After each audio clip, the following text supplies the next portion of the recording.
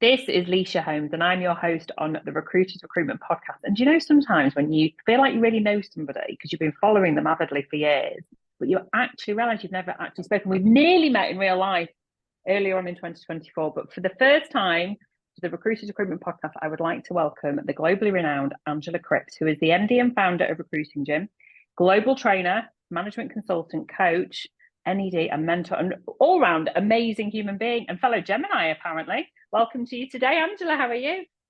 I'm very well, thank you. The amount of birthdays in this last week, it's obviously because it was a bank holiday in August. If you work the 9 months, because I worked it out as a child, why is there so many people with birthdays around here? But Geminis, yeah, we definitely do rock recruitment. We definitely do. I mean, if you believe in all that, but I think I've never met a Gemini I don't get on with. That's for sure.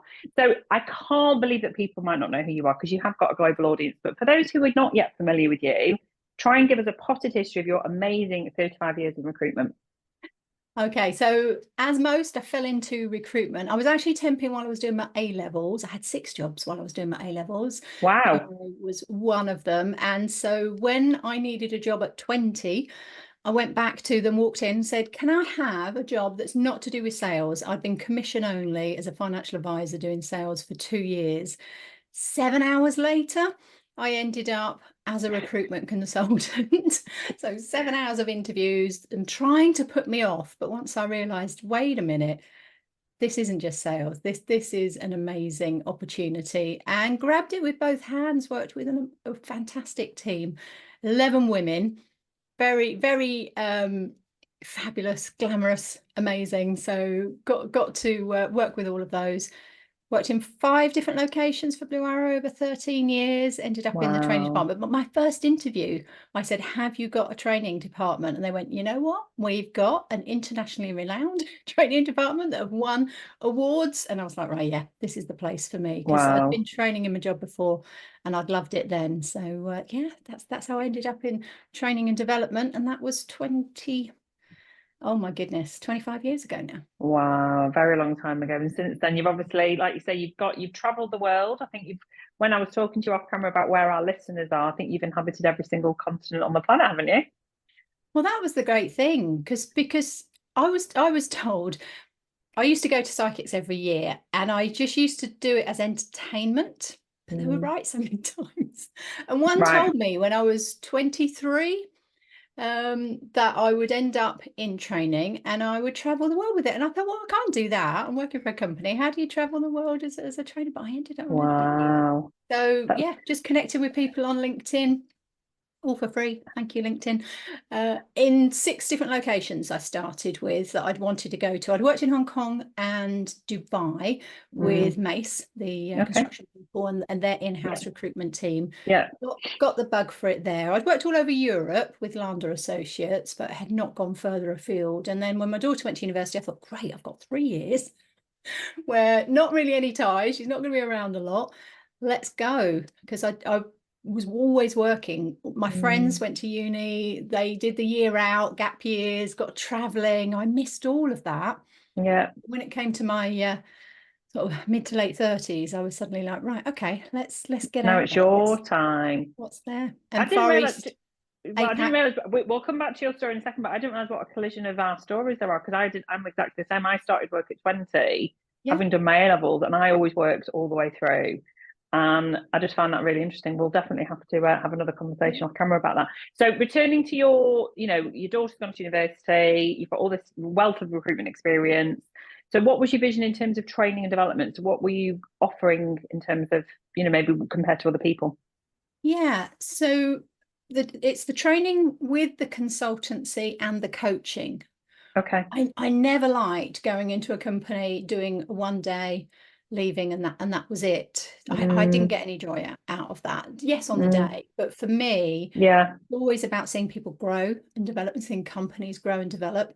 Mm, So whether it was different or not, I mean, who knows? There's bound to be people out there that do what I did. But it was working with the owners and the directors, first of all, creating their 3-year business plan, and then training the managers to yeah. deliver on those objectives. So the founders and directors loved it because they were working so hard trying to achieve what the business. I said, that's not your job. You're the Mm, visionary. You set the plan. it's your managers under you that actually deliver it through their people. So we would course. train the managers, and through that we'd get them to actually train the consultants as well. And sometimes that worked really well and they didn't need me anymore. And I said to them, I don't expect to be needed after 18 months. I expect to be made redundant, because that way you've got your team doing it for you and you can carry on and everything's set up and you can evolve. And that worked really well in quite a few companies. There were some where the managers, it just wasn't their forte to train and develop. It wasn't what they liked. No. And therefore I would carry on training the consultants as well and get in at that level. But normally it would be the directors and the management team, and through that everything would get delivered. So because you're creating a cascade effect, aren't you? Yeah. So it's creating a culture of coaching and learning continuously. But like you say, you're not detracting from the visionaries and those who are strategically growing the business. So that's really incredible. And where do you sit today? Because obviously you've got your own broadcasting, you do this as a day job as well, like I do. So talk us a little bit about where we're at today in 2024. Yeah, well, I decided at the end of 2019 to do a bit of online training with Alex Moyle, who founded the Recruiting Gym. Yep. So timing wise, that was probably perfect. So my objectives for 2020 were to get some of my stuff online, so it was there, it's repeatable, I don't have to be there to deliver it. So we did a business planning for success for consultants course, and then we realized we both got a management program, so we pulled the two together. So it's a phenomenal leadership and management program, and we just finished the recordings the week before lockdown. Wow. For those courses. And the aim was, it was online, but we could call it online learning powered by humans. So there was face-to-face training as well that you could add on as part of it. And there's coaching and Zooms and all of that. So it was a real hybrid of stuff. And I thought, oh, this is great. You've got the best of both worlds here now. Because I had dabbled in online training before. You'll see me as one of the experts in Recruitment Juice. I'd worked with those guys, helped create their temporary side of the business. They had the perm side for many years, but they didn't have the temp side. And I used to run a temp team with 1,500 temps out a day. Goodness me. So that was, a big forte of mine as well. And therefore, getting into this, yes. So I wasn't going to do as much traveling because I've still got both my parents. So I wanted to spend a bit more time with them, and I wanted to do some online stuff. So they say, be careful what you wish for, because obviously absolutely happened, didn't travel at all, and everything was online. So at least that sort of fast-tracked probably 2 or 3 years of I was just about to say, you were already kind of on that trajectory, but what it actually did, it manifested it much quicker for you, which is, looking back now, retrospectively, was probably the best thing that could have happened. Well, yeah, because we had so much time, and I think we had 4 online courses at that point and 2 trainers. By the end of the year, because I knew all these amazing trainers that I'd worked with over the years, they're all sitting at home. I said, right, let's get your stuff online. We've got the platform. Let's use that. So by the end of the year, we've got like 100 online courses, nearly 30 trainers that have contributed to all those. And over the last couple of years, I've now created an associate team of 12 amazing coaches and trainers based around the world that then deliver fantastic stuff as well. So it's back. I was going to say, it's almost gone like full circle, hasn't it? Because although we can all access, your incredible, the manifestos of all these different training people, I guess, that you've collated, and that's incredible. I think people do still benefit from that one-to-one and the sort of being in the office and seeing, you get the vibe of a culture when you're a trainer, don't you? Go in and see what the environment's like. You can't really replace that in an online forum. So I love the fact that you've kind of covered all the different angles there. So I mean, gosh, you've literally sat on like almost every side of the recruitment journey, really. And I think as we record. Yeah, in-house. Oh no, saying that in-house, even before I joined Recruitment, I recruited people into my team, because it was a bit of a pyramid scheme, the old 80s financial services. So I recruited a team of 5 under me. So I hadn't thought about that. I was recruiting at 18. Yeah, you definitely were. I mean, and I loved it because when I read your profile, when you listen to this now, guys, go and read Angela's profile on LinkedIn, because what I like is it's very personable, and you talk about the areas of the job that I think that you sign off the blue arrow bit saying, I loved my job, and I just love that, because I feel like that about my first ever recruitment company as well. Like, I just loved it. It was just, you look back now, I think it was actually quite not easy, but it wasn't very stressful compared to maybe as you go further into your life, maybe. So I mean, look, to contextualize it, I think what's really interesting about inviting somebody on with your prowess and the sort of people that you've accumulated, I suppose, is that you can share with our community, with our audience, some of the best bits that when anybody drops into a podcast like this, which I'm always very grateful for, it's because they want to learn something. And that's the reality. That's why they're listening. I'm sure they're very interested in your story, but they want to learn something. They want to take something away. And our audience is we get a lot of leaders listening that are, wanting to cherry pick all the best ideas. What can they do? And we also get a lot of people who are on the new, they're very new to recruitment. They're, demographically, starting their career, going, right, I want to know everything now. That was you and me a very long time ago. So bearing that in mind when I ask you these questions, so I guess because of how you're positioning your recruiting, Jim, and how you train people, if you had the ear of one leader right now, what do they need to do right now to ensure they've got the best learning culture for their business? Like, what do they need to almost take that step back to say, because so many people come to us as, my day job as a rec rec, and it's like, well, I want a really strong learning and development culture. Well, how does a leader know whether they have? Yeah, I think the word that came into my head is back to collaboration again. Okay. You can't enforce a learning culture on people. Luckily, it's not happened often, but certainly throughout my time, I've certainly been in situations where people have been put on a course for whatever reason and really didn't want to be there. Right. And that doesn't help anyone. And actually, then everyone else in the course is going to diminish their experience as well. So for me, one thing that I did take from Blue Arrow and their training department is they would have a training offer every year. Okay. It's called the training offer with the year next to it.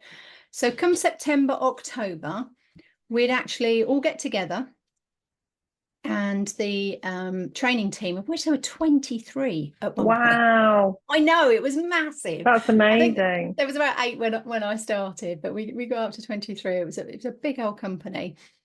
And September, October, we would be looking to gather the information from the appraisals. That's where it all started from. So the appraisal documents that were happening around then, okay, what are people saying they need? Where do they want to go? What's the succession plans for the people within the business? And I think that step gets missed quite a bit, where people go, oh, they need this, they need that, because something's not happening in the business. Yeah. So that's reactive. What we wanted to be was proactive with the training and the development. So, okay, what's the plans for next year? How many people want to move into management, want to be billing managers? How many people want to move up to senior recruitment? Because that would then determine, well, what do we need to be training now so that they've got the skills when they get there? And again, that's probably another element of it. Train people before they move. Yeah. Don't get them doing the job, then realizing I can't do this, and that you potentially lose them out of the business because they've gone from being very successful in what they did, they've been promoted, they've got the title, they're really excited. They then start doing the job, and their training might be booked for next month, 2 months through, who knows, none at all, maybe. We know a lot of that happens, but people get promoted to manager and actually they're not suitable for it.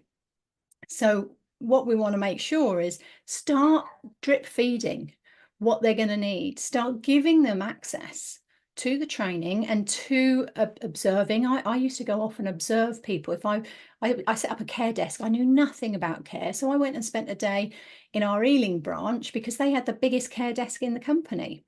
Yeah. So learning off of other people and seeing what they do. And I'm glad you said that you've got people that are at the Both ends. Yeah. just joining. We're obviously on the same wavelength because we've got 2 webinars, one called My Life in Recruitment. I'm glad to say Alicia's going to be on the stage at the NEC with me in October, because we put it live as well, but there's lots of interviews there for people that have been there, done it. It's a minimum of 15 years. That's sort of the cutoff. So I want people that were before the financial crisis and have experienced a lot. So that time will probably go up as time goes on. So there's a series of those to learn from people that have been there, done it.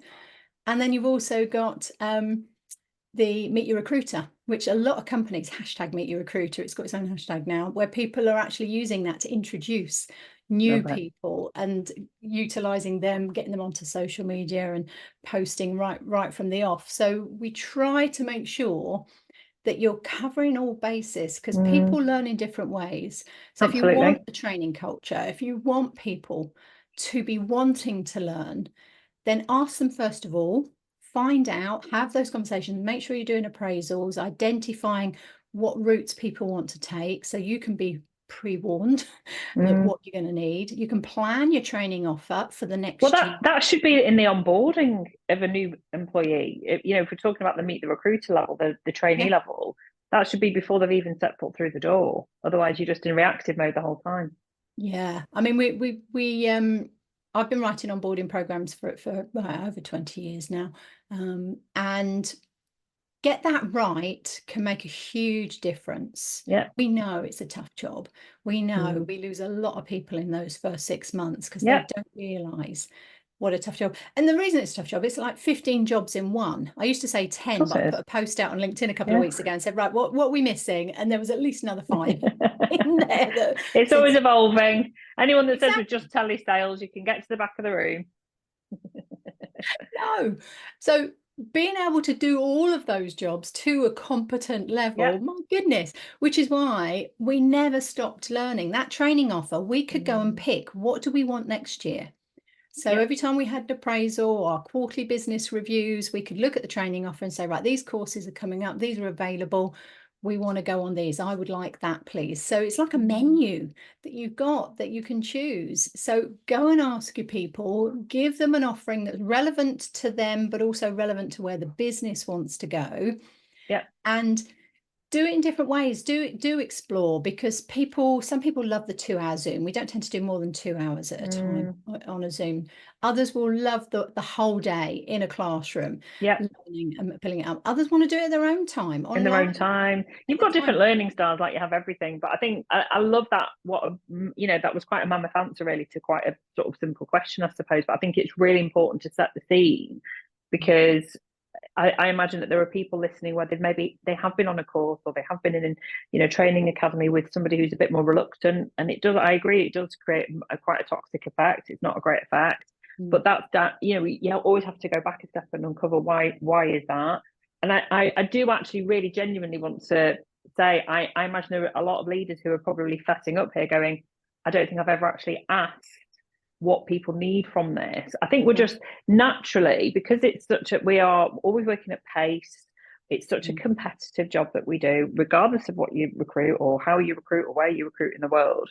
We are always looking at the next step, looking at the consequence, looking at the next step. And so we tend to find that things like training, coaching, development, personal development, they tend to be quite reactive. And I think that's why inviting on people like yourself, it's really important that people hear that actually that's the wrong way around. Because if you set your stall out right, whether and the billing manager role, going on that trajectory and becoming a leader of somebody else, a mentor to somebody else, you've got to get these foundations right for yourself. Otherwise, you're just creating lots of problems further down the line. I always think it's like a false economy, is what I'm trying to say, of not focusing strategically on learning and development. Well, yeah, because the thing is, if the training is actually linked to the job to start with, then okay, you're on a good starter. But what we see time and time again is sometimes it's not about knowledge and skills. So if we look at the last couple of years, so for about 18 months, we've been banging on about BD. So in 2022, when it was a real height, we know it goes in cycles. We know that was not sustainable in any way, shape or form. So what are you doing to build business for 2023? So we were pushing the BD elements then, and that's probably the most that we've done. The training over the last 18 months has been around business development. But we'll get people saying, okay, they need BD, they don't know how to do BD. And it might be they haven't got the skills, they haven't got the knowledge, they don't realize there's a structure to it, a process, a way to handle objections. There are actually things you can learn that make it so much easier. But sometimes it's not that. Actually, it's more about fear of picking up the phone. Yeah. Could be a lack of confidence because of the lack of knowledge, but sometimes it's not. I mean, we've seen it as a cultural thing now. Yeah. We've got a generation that didn't pick up the phone, didn't ring people. It was all on text or messaging. And it hit me recently. We were having a discussion. As kids, we had to phone someone's house, which, okay, so you're ringing your friend to see if they're coming out, they can do this, what's happening, school, whatever. But you knew it wouldn't be them answering the phone. It Absolutely, would be the parent. So that skill of and confidence to be able to pick up a phone, dial, and speak to an adult at the other end. So someone that you would perceive higher than you. That's been some of the critical skills that a lot of people don't have now. So the thought of ringing up an HR director or an IT director to speak to them about recruitment just totally scares some people to death. So it's really delving into, okay, what's missing. So that's why I love assessment days, where you get the chance to really dig into what people are capable of. So everyone can do a sales call, but to what competence level? So our competence framework had 9 levels for each competency, and there were 12 competencies. So you could very quickly pinpoint, what does this person need this quarter, this year to develop? And I do question how many companies.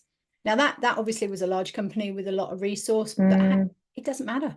I would argue that, and I'm going to be deliberately a little bit divisive here, but I would suggest that you mentioned 2022, which anyone that's been around for more than a decade knew it wasn't going to last. And I was almost like, how long is this going on for? Because like, this ain't lasting. It's a bit like a really nice bar of chocolate. You know it's not going to last forever. And of course, recruiters who were brought into the industry because COVID, nobody hired trainees at all in 2020. 2021, not many. We don't really, as a business, we don't do, but we can see what our clients are doing, and people were still kind of very wary. They'd rather bring in experienced people because it's, they know what they're doing. So that the surge in trainees and inexperienced recruitment hires in 2022 was just insurmountable. Companies were doubling their headcount overnight with trainees without the foundation. So now what you have 2.5 years later, is recruiters who they want to be successful, but do not have the skills, potentially the psychology, because of what you've just described there, because they've not needed to pick up the phone and get through gatekeepers, find creative ways to get through to decision makers, be able to deal with objections and handle those reservations, because they've not needed to. And what we're seeing is, we're having to, I guess, find the wheat from the chaff of those that actually want to learn and want to be able to almost strip right back to the basics, and those that literally haven't got it in them to be able to do that. And I always just say to them, life is just way too short. You need to go and do something else where you're not going to get that level of rejection every day. So, I mean, are you observing it, I guess, from the other side of the coin, I suppose, this, and I'm not being divisive on generation, by the way, because it's incidental. This isn't being disrespectful. This is just incidental. You came into recruitment in 2022 or post. Your likelihood is that you've not had to fight for that business until this year. Yeah, so it was a real shock. The end of 23, we hit recession, and so for many people, they'd maybe over-recruited, thinking it would carry on. So now they've got too many staff, and they've got people that can't go out and generate new business for the company. But it's trainable. That's the thing. I know. We were saying, okay, if it's quiet now, get ready, get your tactics ready, get ready so that when it does come again, because it will, and we've just come out of recession, we've got a general election coming up, all of these things will make a difference. And there was a lot of people saying Q3 it would turn around anyway. So all of that is coming to fruition. So get ready now. Don't wait, because when they're busy, that's always the excuse. Too busy, haven't got time to develop and learn. But do it through the work. One of my favorite things as a manager was to observe, to go out on client meetings with my team, to sit and watch them do an interview, to observe from afar sometimes, where I'll be sitting there pretending to be doing something else, but actually I'm really listening to what they're doing, and to be able to give them feedback in their own reviews and appraisals, because it's that interest in them to develop them. And not surprisingly that I ended up as a trainer, because that's what I'd always wanted to do. I said I'd only be a manager for a year, because they said, well, you can't be a manager, you're too young, and you've never you can't be a trainer because you're too young, you've never been a manager, no one will listen to you. I was like, okay, be a manager for a year, then I'll go into training. But I Wow. loved it. I loved the Yeah, management side. I think about clearly. 4.5 years in the end, because it was all training and development. That's what the job Well, was for me anyway, to make sure my premise was always, I want you to be better than I was. yes. So I want to But be that altruism is yeah. why you've obviously clearly developed the sort of reputation that you have. And I want every single individual listening to achieve that within their own microcosm. That I think we've all got the potential to be able to do that. And I think it's understanding that if you're listening to this now, certainly your early years in recruitment, and you are not feeling that this is the environment for you, that you're not getting this level of support and coaching and desk coaching, whether there's an external body like yourself, which I think is essential because it gives you a very different perspective to, well, this is the way we've always done it. When I was successful in the 1990s, this is how we did it. Wait a minute. We're in 2024. So I think there's always arguments for and against. I think companies that do invest in an individual for their business is fantastic because it shows that they have got a culture that they really believe in. It's like marketing; they really believe in it. Yeah. You've got the foundations there, but I think you have to also bring in external people. Otherwise, you just create this echo chamber. Is what I'm trying to say. And I think those that are on the early years can take an awful lot from what you've said, because it is about achieving best practice and getting that constructive feedback and not being afraid. If there is recording software, which a lot of companies do utilize, which for those who are neurotypical, it's that there is an advantage to hearing yourself back, having that feedback and understanding how you can improve. Otherwise you'll never improve yourself. What are you seeing in terms of landscape? Just to sidetrack for this question, really. When we look at neurodiverse people, how were they responding to things like recording software and feedback and constructive? Because I know that we have a lot of listeners who are on that spectrum. Yeah, I mean that's where the online training really came into its own, where they could be on their own, they could focus, they could watch a video, see the text at the same time, pause it, go back, do that again. So whichever element they have from a neurodiverse point of view, it worked really well for them, and lockdown worked really well for a lot of people as well. And I think that's where we started to realize, we've probably created a lot of clones in recruitment, these outgoing, bubbly personalities that are possibly in your face a little bit, which from a sales point of view, okay, you need some of those, but you need the others as well. One of my favorite videos that I got shown, it must have been 91, early in my career, was it was called The Job, but it was John Cleese. Was it Handmade Films? I'm trying to remember the company that they created workplace videos as well. So like the team behind Monty Python and everything. And it showed John Cleese as this loud, brash person ringing up these people and trying to sell them stuff. And then you had this quiet person that just systematically went through things, had a process, had a structure to what they were asking, listened to people. So wasn't doing most of the talking. And you saw that juxtaposition where it was the quiet, reserved person. I was going to say, who was the most effective, Angela? We all know who they ask the questions. I think I remember watching that, by the way. I mean, look, accessibility is really important. And for those who have visual disabilities or hearing disabilities, or even those who are, physically incapable of going to an office, I think that's where we could have a whole different podcast on the remote versus hybrid versus office, but I don't think we've got time to cover today. But I'm glad that I brought that up with you. And I think, I've always been a huge advocate for it takes a diverse, talented, workforce to make a successful business. I think I've always shied away, even when I was probably a lot brasher in my youth, in my 20s. I've definitely evolved and become the person that I am, and recognize that if you are talented at what you do, it shouldn't matter whether you're flamboyant or whether you're this or that. And actually, some of the best recruiters I've placed would describe themselves as introverted, but they can really penetrate a relationship with somebody because it's very authentic, and it's not the loudest person in the room, it's the one who has the most meaning. Yeah, the listening skills, we just can't emphasize that enough. So I love the fact now with AI, they're giving you the percentage as well, because we always used to say 80-20 Pareto, we use for so much, don't we? But when you're doing a client meeting, or if you're doing a business development call, that you're aiming for 80% them talking, 20% you. Same with me on my podcast, same with exactly as you're doing now. You want the guest to be doing 80% of the talking. So utilizing AI in that way, where it's actually telling you at the end of the conversation, how much did you do the talking? You see that and you go, oh, okay, I need to shut up a little bit more and listen a little bit more.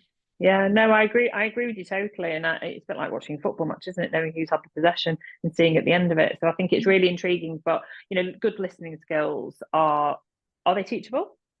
Yeah, definitely. Because again, it's about what are the barriers to listening. There's so many barriers to listening. So if you can take those away, and it might be that you didn't get enough sleep, or you haven't eaten, you've got a dog attacking the post downstairs. Don't know if you heard that. No. So there's lots of external things that stop you from listening to start with. So being aware of that can actually help straight away. It's not even just you, it's everything else around you and what's going on. But then it's focusing on that questioning ability, the skill, the knowledge to ask what, when, to really probe. And those probing questions are a recruiter's best friend. And it's then shut up.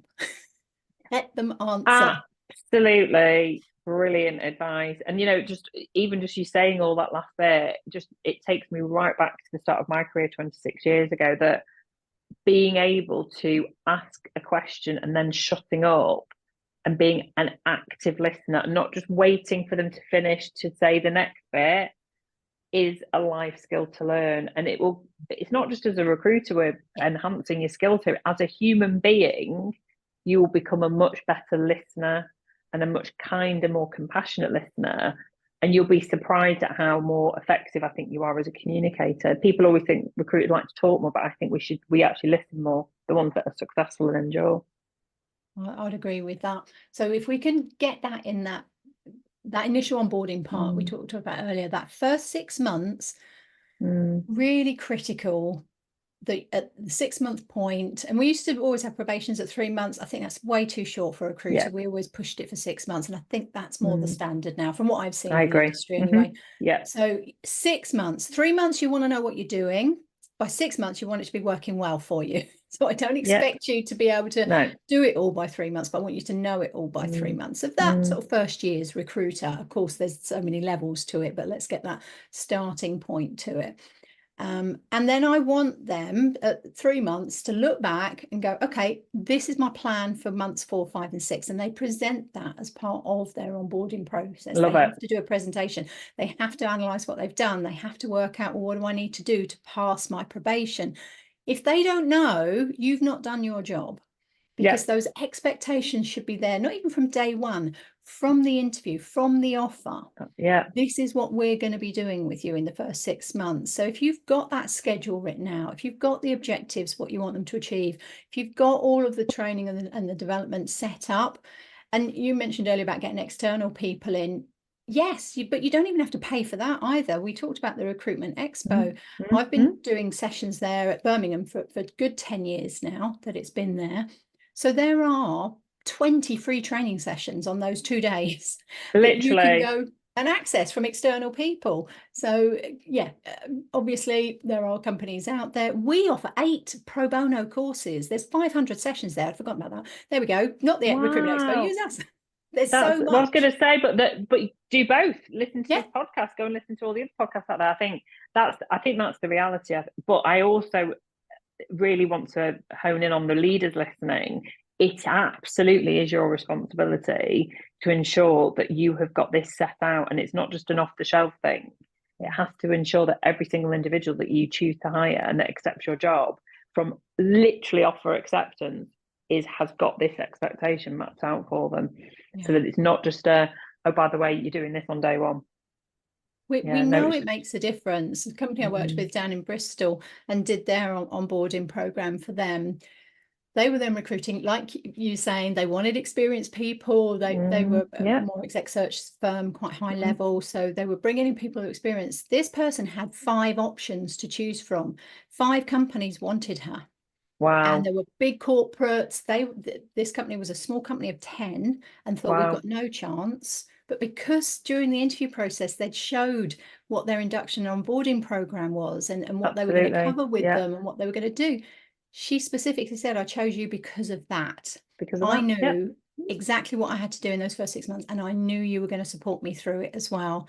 So yes, I've been successful elsewhere, but that doesn't mean that you're going to be successful in a new No, it company, doesn't. different environment, different manager, totally different results. So Yeah. knowing that she had all that support and backup and what she knew what she needed to do, she said it made it an easy answer for me. So yes, get your onboarding processes And set up. communicate it during the interview process, make it part of the process, which clearly for them, whether it was contrived or not, that's why this unicorn, by the sounds of it, chose to go and work there, which is fantastic. Before we finish, I want to, as we record this now at the start of summer 2024, we hopefully will be hitting, the bounce, hopefully, as we've come out of the election. In fact, if this goes live, it's probably around then. What one thing, regardless of how much experience anybody has, what one thing should every recruiter listening do today to upskill themselves ready for the bounce? Whether it's upskill, I think the most important thing that I learned in recruitment was your network. They say your network is your net worth. My mum used to always put into me, it's not what you know, it's who you know. Yeah. So linking it back to who am I networked with? Who am I following? You said that you felt you knew me already because you'd seen a lot of the stuff that I'd done. It's out there. You don't have to spend any money. You have to spend time. Yes. So invest time in yourself, in creating that network that's going to pay you dividends over and over again over the years. But make sure it's people that you can learn from. Absolutely. And that I didn't know it, but that's what I got. So I was very lucky because it was organic with me. So I know now if I had my time again, I wouldn't wait for that to happen. I would be out there, I would be networking, I would be identifying people that I know can make a difference to my career, that are there to support people in the industry. And there are lots of us out there that just want our industry to be better, better skilled, better the way that we're perceived, better perception within the industry. And therefore, if we are better skilled, then that's going to have that knock-on effect. We're going to do good in what we do. We're not going to cut corners. We're not going to do it wrong. We're not going to do people wrong. And that's what we want for our industry and always have. So those people are out there. Go find them. Go learn from them. Yeah, go and connect. First thing you need to do, if you're listening to this now, is go and follow Angela on LinkedIn. What you just said there, I don't know if you've ever listened to the pod, but in my intro, I actually say this is about creating a community of people that want to be highly regarded and want to be respected because of the perception that they're creating within their own industry. And I think by having people like you, absolutely, you were one of the pioneers. You've been doing this a very, very long time, and your energy, your passion, your integrity is so inspiring and infectious and contagious. And I hope everybody listening from this today has taken a step back and thought, right, what can I do? Either with my team, if you are a leader of a business, or as a recruiter, or even as a newbie, as we've talked about, what can you do today to have that impact? So I can't thank you enough, Angela, and we can't wait to see you, the Recruitment Expo in Birmingham. It's free to attend. I would recommend everybody to get to the Recruitment Expo, and a big shout out to Louise Triance as well. She's a very dear friend of mine too. So she's the first person I would recommend that you network with. She is definitely Miss Network, Mrs. Network. She is recruitment. Literally. She's unbelievable. Thank you so much for joining us on the Recruiters Recruitment Podcast. It's been an absolute joy. My pleasure. Thank you.